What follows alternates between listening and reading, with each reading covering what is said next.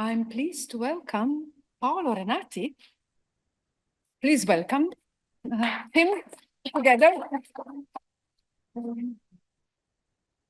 A physicist who is very proficient in quantum field theory of ordered water, started by Preparata and Del Giudice, known as the theory of coherent water domains. As far as I know, this is the most solid theoretical explanatory background for understanding how homeopathy works. Can you hear me? Okay. I think that I should skip the first half of my presentation because maybe it's too complicated or too long, but thank you for inviting me here. I try to offer what I think is the necessary premises, the necessary basis for any kind of new paradigm, a consistent new paradigm, science and research. Just a comment to link my speech to the previous one. We have to be very careful about the biases that are inside us when we make this kind of research, because, for instance, I will highlight a very important aspect in the final slide of my presentation, to me, that is the fact that high dilutions, homeopathic, any kind of, let's say, subtle or not ponderative, not chemical action or remedies can work because a living being exists. In the sense that if we do homeopathic remedies to a chair, we do not provoke any kind of changing. So the point is also focus our attention on which is the system we are acting on. Because if the living dynamics were not existing, we were not to be able to speak about homeopathy or any kind of potentized remedy. This is very important. Why? Because also in doing a shift from chemical pharmacological remedies to vibrational oscillatory stuff, we are really in a new paradigm if we do not forget the fact that the living being is not a molecule bag, is not a beaker, is not an object. It is a semantical process. It is a perceptive dynamics, because the molecules that are in there are the same also where it is dead, but is not more alive. This is a very crucial point about a really ontological also problem, no? In the sense that I try to tackle in my research, because you know the attempts to explain living dynamics passed through, vitalistic approaches, metaphysical additions, Cartesian-like stuff. But we have to think that, as I told before, there is no hardware there is no software without hardware. And if we think that the homeopathic remedy is acting exactly like a potential reagent in the living system, we are making the same paradigm. We have to think that, for instance, the living being is a responsive process. And my provocation is maybe we could provoke and cause some differences in the developmental rate of tepals or other aspect, not only maybe giving a molecule that we are thinking that is implied in that process, like thyroxine, but maybe we could also discover that some effects could also occur with other kind of stimuli that we are that are completely far from our conception. And for instance, I don't know, the aroma of a certain plant, just to say, no? But just to understand that the apples are responding. They are not just bakers, where a certain configured water get in touch, they do something. It's not straightforward. This is a still ancient bias that we have from the old paradigm. What I'm saying, be careful. I'm not. I'm not demounting, but I'm wanting to enrich the landscape of our conception, because the point, the delicate point here is have as much as possible open vision of the things, because you know very, very well, no? If we don't know that, for instance, the moon phase could affect the water configuration, we do the homeopathic remedy today, and it is not equal to the homeopathic remedy that we do next month. Or when a woman has the menstruation, for instance, no? You know, for the mainstream scientists, these are not observables or variables, but they are. And if we don't know, we cannot consider them inside the layout. Okay, this is just what a little contribution that just to to enrich the discussion. Okay,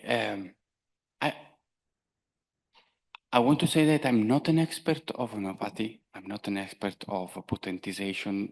I have been spending the last 15 years in deepening a different theoretical framework that delivers to us a conception and a Weltanschauung that to me is much more consistent, above all about water and living dynamics, but also condensed matter. Of course, we are working on water, so we are working on condensed matter, and living systems are condensed matter systems. This is very important. I will go very fast through the first slide that are maybe too much technical, then because they wanted to. I try to change the. No, I used the. It's not working. Wait a second. Okay. I try to show you a different perspective in the sense that until we are using even not voluntary, in the sense that this kind of scientific traditions are so rooted inside us that we do not we are not even aware how much we are conceiving, for instance, water or living system with this kind of framework, okay? Of course, if we conceive, for instance, water in such a way, I call this no sticks and ball model, we are not able to explain nothing that could be a long-lasting dynamics, okay? Nothing that could be able to preserve certain, I don't like to use the word information, but you know, patterns, configurations that are able to be a stimulus for, of course, a living system. So, very fast, the shift from quantum mechanics description of matter towards quantum field theory is something that allows us to cancel out some beliefs about the fact that, for instance, coherence can exist only at very low temperatures, or only if you pump system from outside, like in lasers. Very shortly, it is believed, usually in physics, that a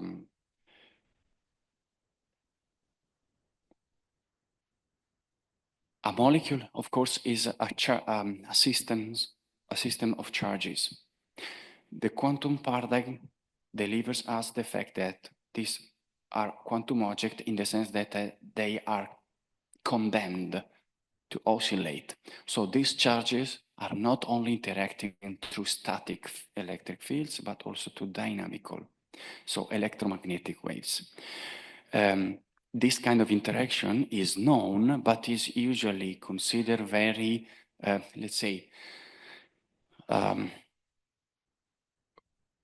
it's considered that the matter, when is in the empty space, the vacuum, is subjected, of course, to so-called perturbations like lamp shift and whatever, but they are very tiny. It's true, they are very tiny.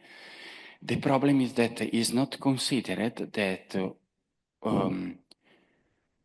when the system is dense enough, this kind of excitations can be coupled together and to build up a new ground state that is not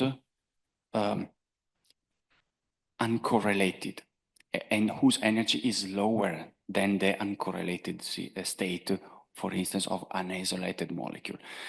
So they think that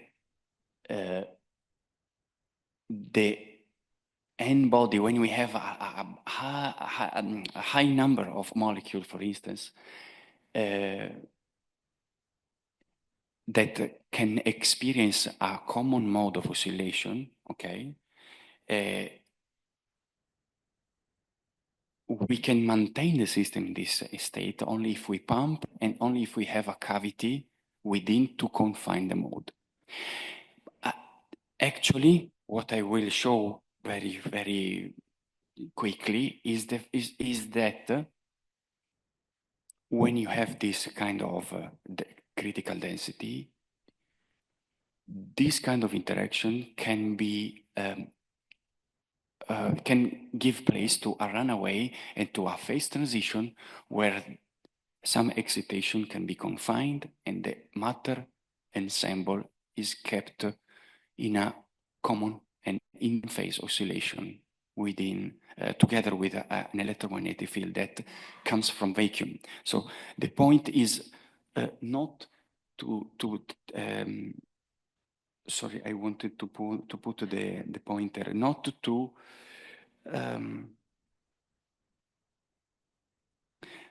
neglect this vacuum of quantum fluctuation. The concept is that if I consider a water molecule, for instance, in space, it is not an object that is still. It is an object that is continually perturbed by virtual excitation. That means excitation that lasts very shortly, for a very short time. And if the molecule is alone, this process is has no effects in the sense is something that lasts very, very short time, less than the Heisenberg time, okay? But I go very forward because I have no time otherwise. If we consider certain terms in the Lagrangian and we make a variational calculation of it, not neglecting certain terms that I will maybe describe a little better later, we can produce an Hamiltonian that delivers us some negative terms, because these coupling constants are negative, that lowen, okay, the value of the total energy of the system and imply the fact that this system is coupled together the vacuum electromagnetic fluctuation that are no more virtual because are stabilized and trapped within the matter system. Of course, you have not understood anything in this way, but making the example of water, it's clearer. So be patient for a while and anything will be more understandable. I go further. Just to say, usually in laser physics, this term of the equation of motion is neglected. So when you make the derivation of the time derivative of this equation, without this term, you cannot describe a non-trivial solution that represent what I'm going to show you. That is the establishing of coherent states. That's a simplification of what I told, and I want to tell something on this. Okay, imagine that in this, it's just a simple simulation that I made on a stupid program on the internet. On this axis, you are putting the number of oscillators, like molecules, charges, okay? On the y-axis, you have the energy. What is telling you this kind of relationship is that you have two terms of energy. The first term is positive because for each molecule that you have, you need energetic cost, in the sense that you need energy from vacuum for the molecules to be excited. But you have another term, due to the coupling that I told before, that is proportional not only to n, but to n times square n. So what does it mean? It means that the total of the energy, when you overcome a certain value, becomes to decrease, and at a critical value, the total energy is negative. What does it mean? It means that the system prefers to settle, thermodynamically speaking, on a lower level where it is coupled with the self-trapped electromagnetic field that came from vacuum. So water molecule is not an isolable object, is something that is continued to be kicked and excited by virtual excitations. When the water molecules are dense enough, they become to set in phase their oscillation, because this allows them to enter a lower energy level in the ground state. The equations that you can see here tells three main things. The first one is that I can explain better this point after. I skip this. I tell just that the photon that came from vacuum, spending part of the time as excited matter, are slowed, so their frequency is lowered, and this implies the fact that they acquire an imaginary mass. So we are speaking of quasi-particles. Quasi-particles, that is the correlation between electromagnetic field and matter field.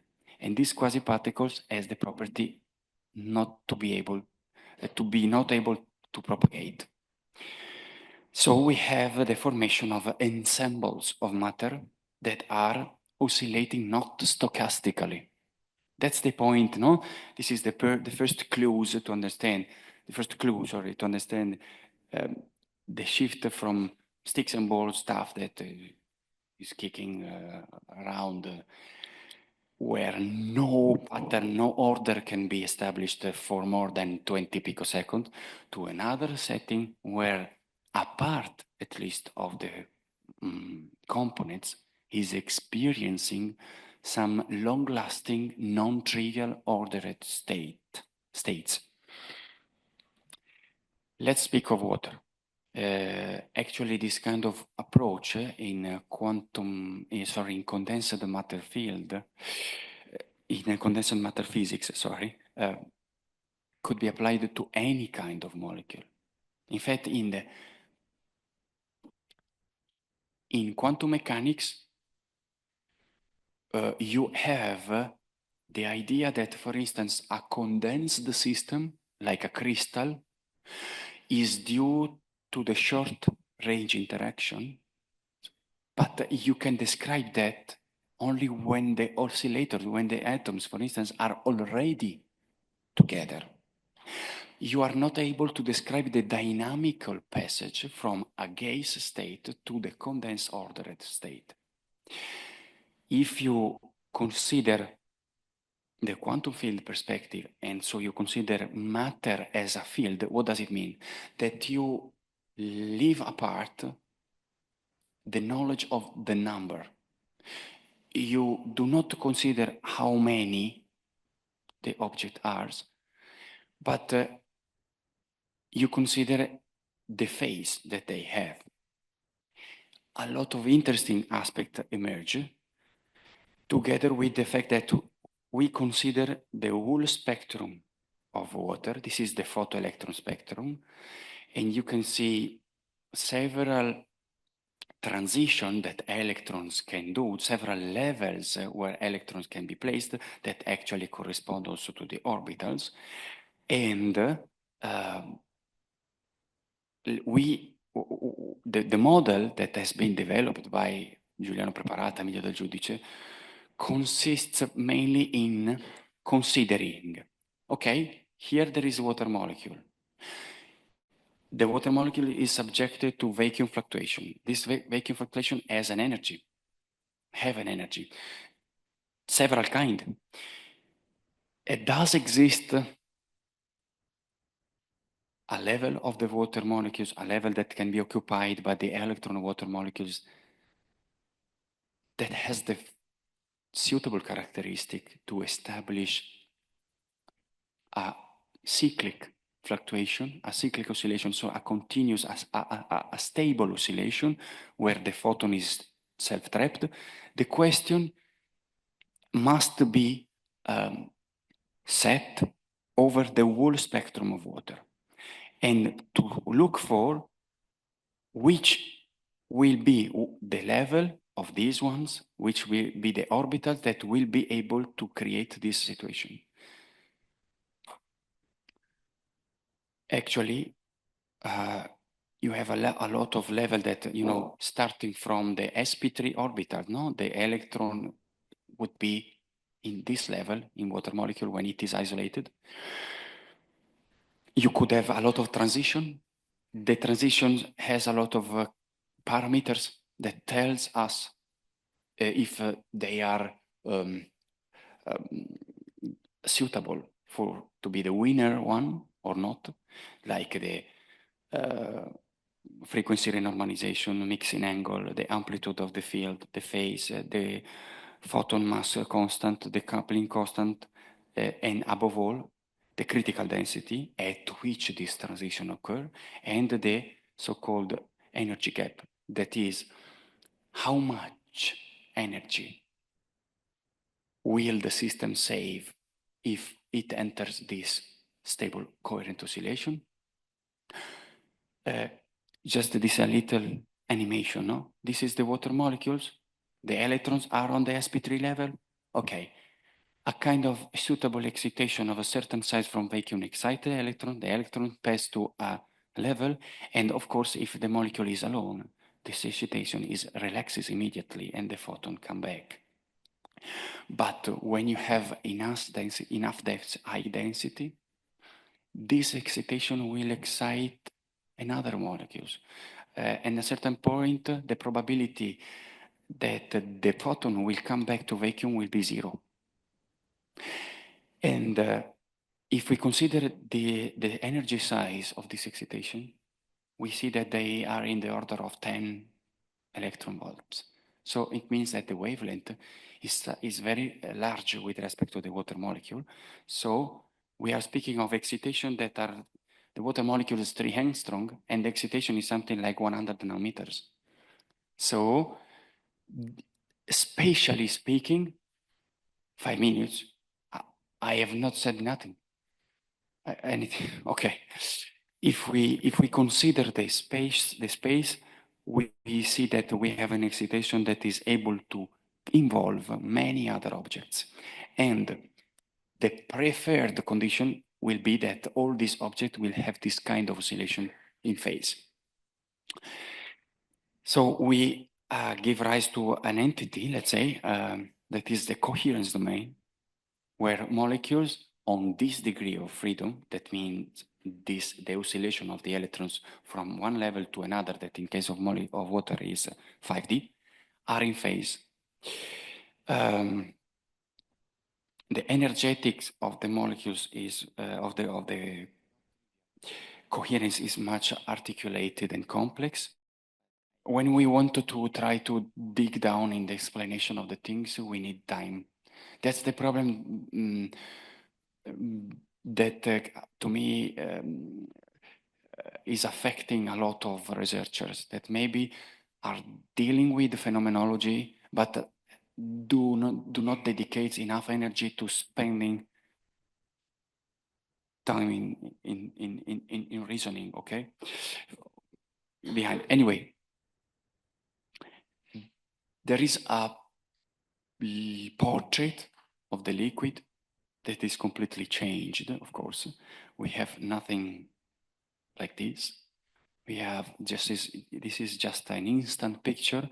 Please do not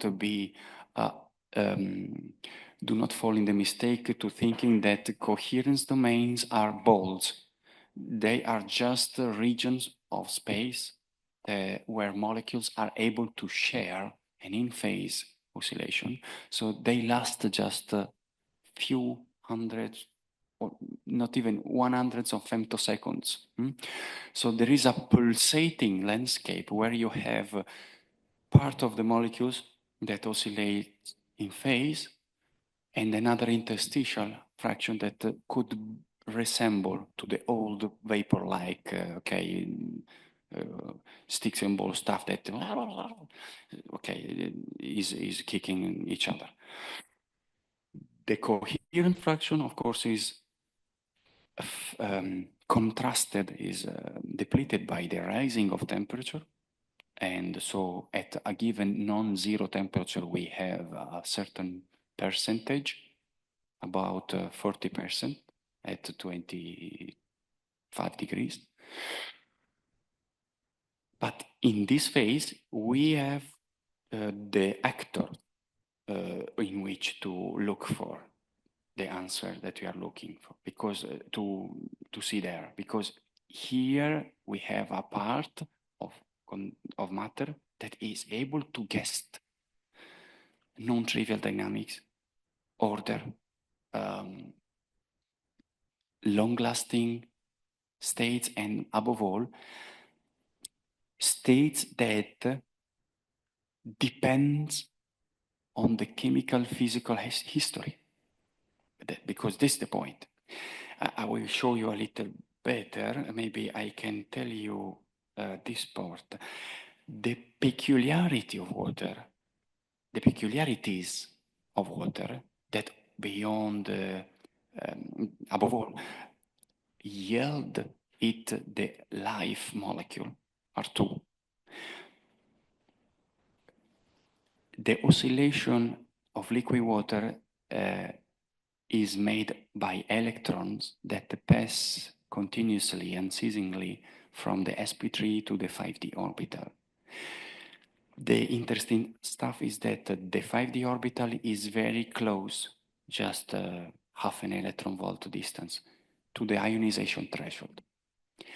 In biology, this is very important because it means that water inside the living organism is the key element that is able to seize electrons, to give the reductive. You know, in biology, most of reactions are oxyreductions. Okay, who is the actor that gives electrons? That all the species are covalent species or ionic species. To have electrons from them, we would need to spend a huge amount of energies. Their answer is in water. Very small energy is needed to release electrons. The second peculiarity of water is that in this little space here between, water has, look back at the spectrum, we are looking here, in this part from 5D and the ionization threshold, that is almost here, you have these, can you see? Very, very thick collective electron levels. It means that electrons of the coherence domain can populate a huge manifold of collective levels. And this is the explanation about why chemically speaking, we have always water, but physically speaking, we don't, because we have water that is oscillating on different levels, in the sense that you could have the oscillation from here to one of the levels somewhere here that could be this one, or this one, or other. So you have why diluting Arnica montana, you have water with certain characteristics, or diluting Arsenicum album, you have other things. Despite chemically water is water. Because you have a system that is able to have many faces, in the sense that is able to to take different configuration. How? By choosing different levels. The energy distance of these levels is very little, is 1/10 of a billionth of electron volts. That's why we can configure water also with very gentle stimulation, gentle speaking locally, because when we do succussion, for instance, when we do dilution, we are making macroscopically, yes, it seems hard stuff when we are making succussion, but locally, these are very gentle stimulation to excite energetically high the stuff we would, no, we would need other kind of stimulation. But this kind of stimulation, gentle stimulation, are able to affect water. Why? Because we have this manifold of levels. What I'm speaking of is one kind of coherence.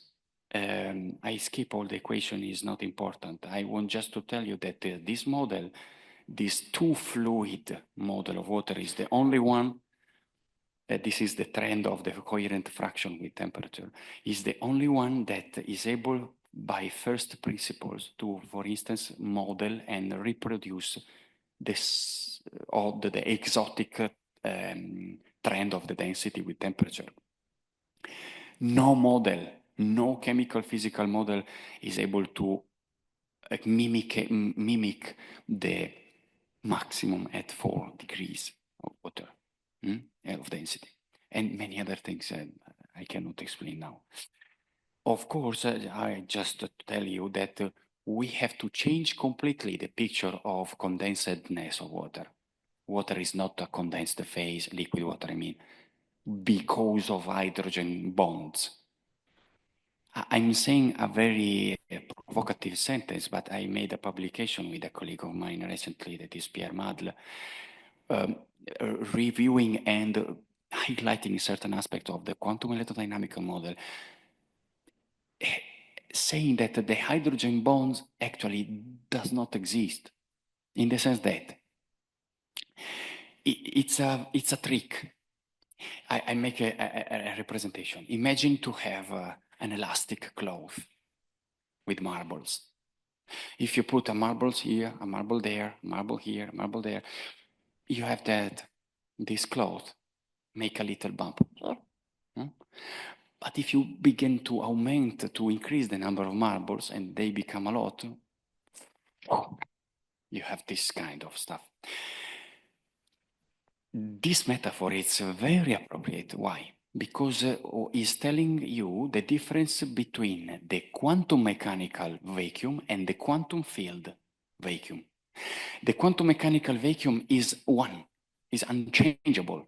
For the von Neumann theorem, you have one level of vacuum. The cloth is rigid.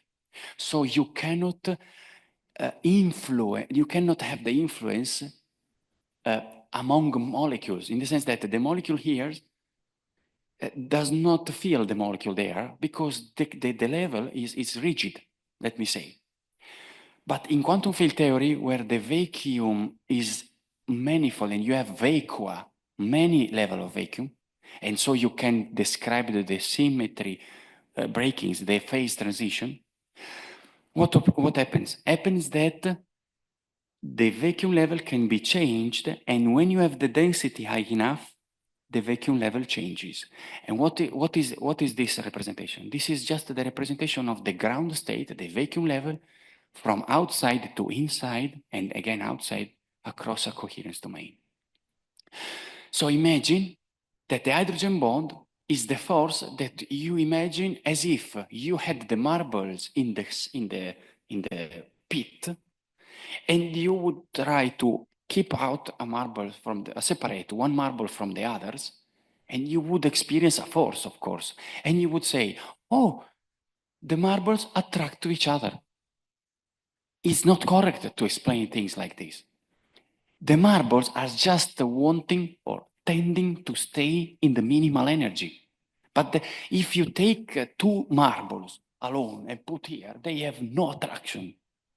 They have the attraction only because they are in the potential well, where the energy, the total Hamiltonian, became lower, negative, with respect to the isolated molecules outside.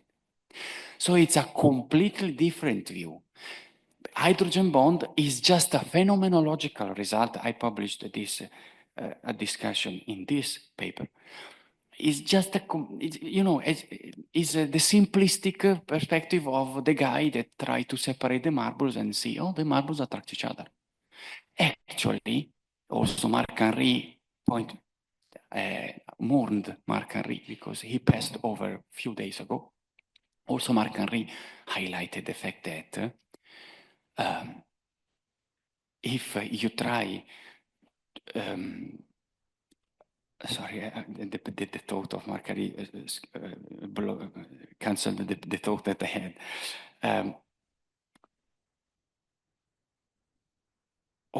Marc-Henri, I skipped it. Vabbè.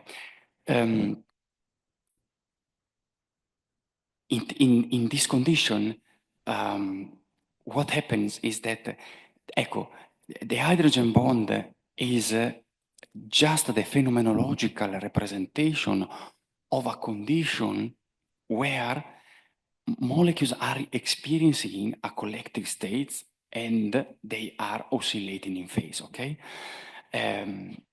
Marc-Henri highlighted the fact that if you make calculations through the well-known potentials in quantum chemistry, you would also, if you make some experimental analysis through neutron scattering, you would obtain a repulsive interaction between molecules. So chemical physics usually try to use a repulsive interaction to explain the condensedness. It is a paradox, okay? Completely wrong. Okay. In this paper that I made some with other colleagues years ago, I wanted just to show that if you make a simple near-infrared spectroscopy, you obtain just pure water inside a flat cuvette, near-infrared beam. You analyze the waters at different temperatures. These are the spectrum of the first overtones of the vibrator of the H bond, OH stretching. You see different spectra, of course, that change the shape and create an isosbestic point, okay? If you make the double derivative, the second derivative of this curve, you see two peaks.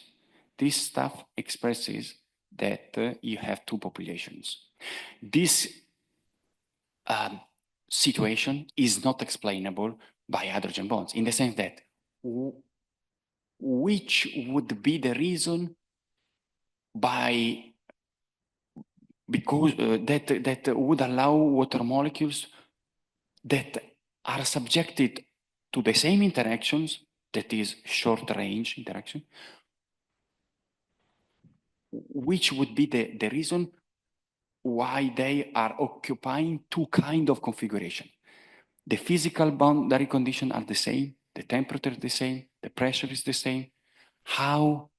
So a lot of literature was counting on the model of the two geometries of the two kind of hydrogen bond networks, but okay, could be, but how can you explain that there are two geometries at the same thermodynamic conditions? It's not clear. It's just a postulate.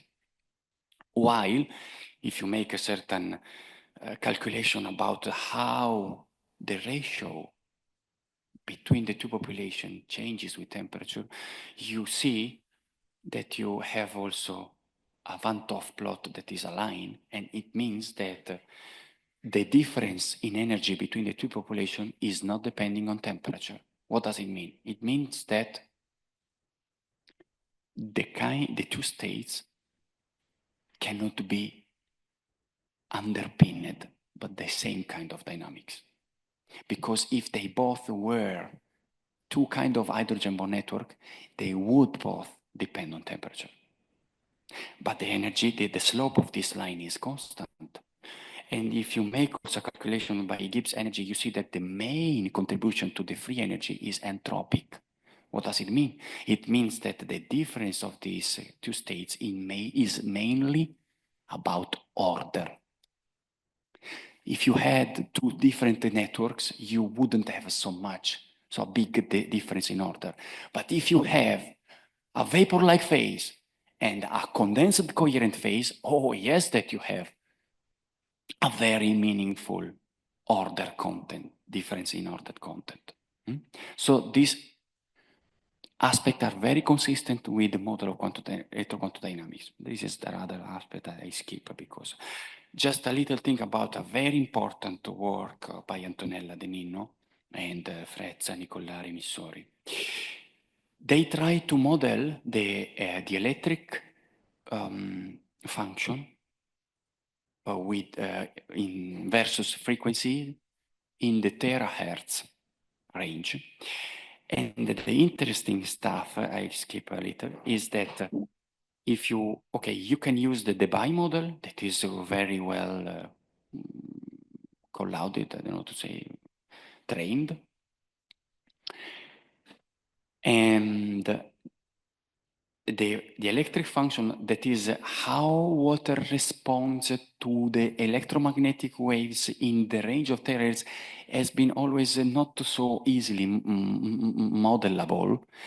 And they tried to, let's try to apply the two-phase model. We know that in the liquid we have to apply the Debye model to the coherent fraction and to the non-coherent fraction.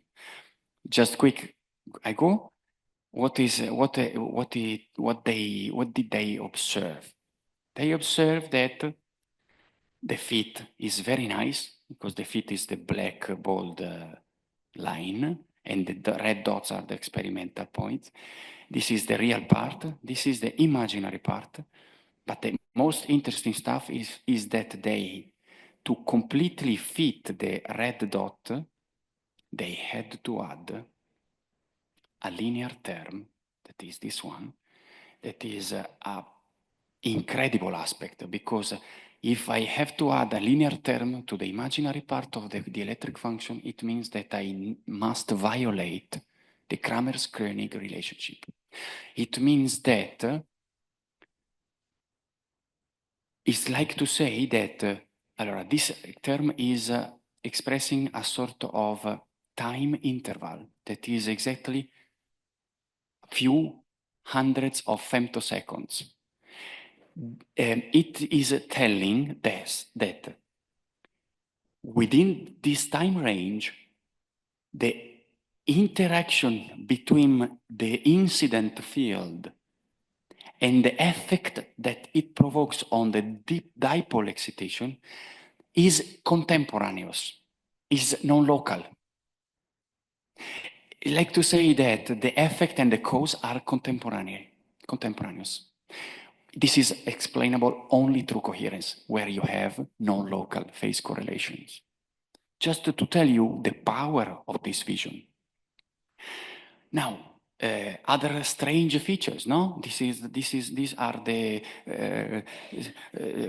spectral, the spectra of circular dichroism by Elia that show that, for instance, be distilled water gives a flat spectrum, but 12CH dilution of certain homeopathic remedies create a typical trend that is revealing some chiral behavior.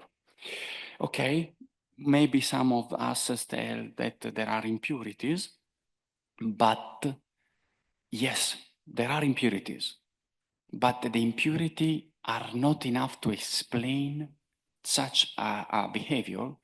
And above all, we have other works that witness the fact that actually, even including the impurities, water is acting a demiurgic role about the mounting them or adhering, making layers over them that are not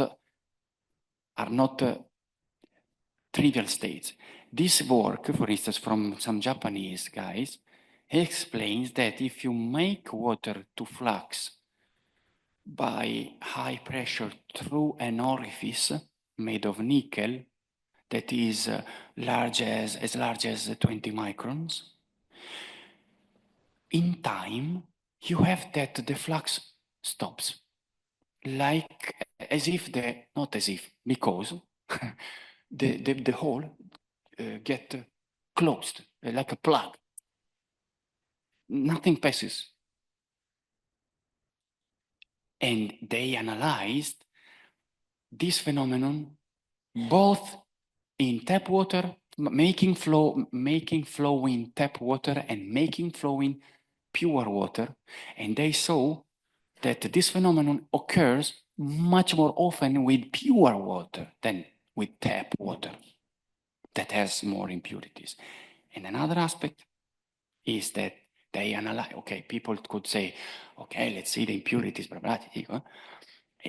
They saw through SEM X-ray emission that the main components are carbon, nitrogen, oxygen.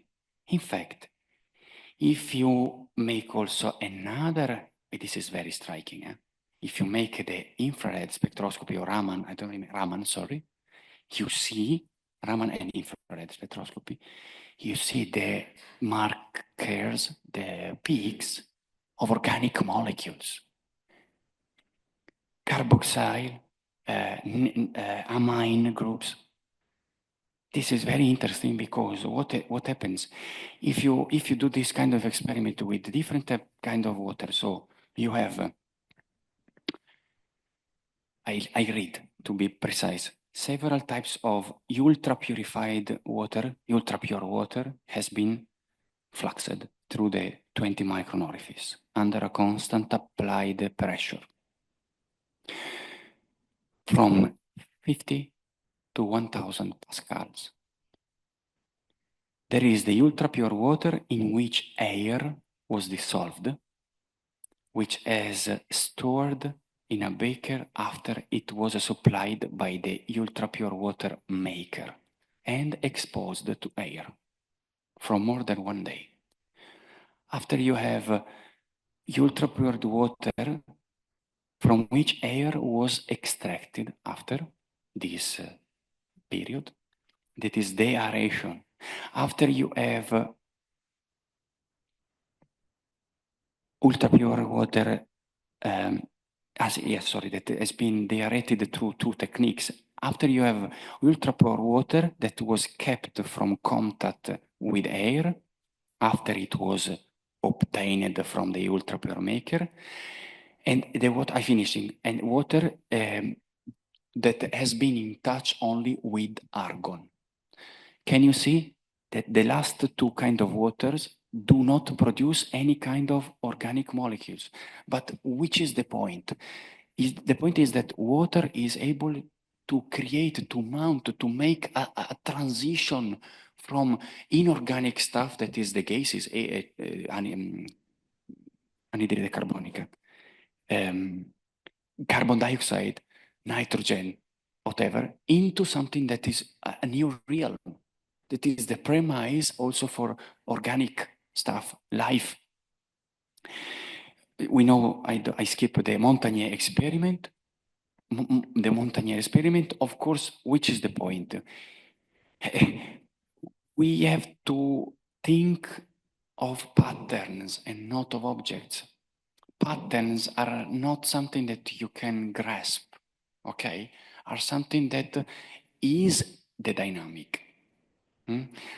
So this stuff must be abandoned, okay? very quickly, in water can occur several kind of coherences. I told you the electron coherences.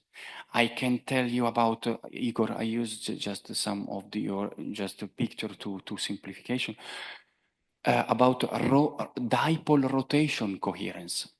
That is responsible for the formation of easy water. When you have ions, you have another kind of coherence about the plasma made of ions that behaves in a particular way that now I have no time to deepen. And you have also superdomains of these domains, so aggregates of several kind of domains that sometimes seems also to stay in, give rise to new phases like solid stuff. Maybe also impurities are involved, but they are not enough to explain what we see. For instance, organic impurities would be volatilized, destroyed by rising the temperature at 600 degrees. But if you look at the so-called xeroxidryls, you see that it is stable also beyond the temperature. And the decomposition is just made of, okay, a little of carbon, but oxygen mainly, okay? Okay, I skip, I go towards my ending just to tell you that, okay, the important aspect that I want to underline is, okay, there is someone that claims that also above Avogadro number, some original molecules are still present and trapped in coherence domain. Could be, but of course, if you think to the whole volume of a remedy, for instance, a vial, of course, if you have diluted this so many times, the quantity of this original substance is maybe could be even present somewhere, but is not the main, okay? In the most of the volume is absent. What I wanted to say is that what is important is not the chemical, of course, the chemical presence, but the fact that each substance has a fingerprint that is oscillatory fingerprint. Phonons, rotons, photons, wave oscillation that affect water. There is a principle in quantum field theory that is this one. The higher the number of people that oscillate the same phase is, and the more stable the system is. So this could explain why, by passing from 2GH dilution, centesimal Hahnemann dilution, to the 3 Hahnemann dilution, you have that the whole volume of water mimics the original, the 1% volume of the previous step. Maybe, anyway, because maybe, I have to say maybe, the previous step gave to the water a, let's say, well-defined configuration. So a good defined phase. So this Paolo? is, I'm finishing.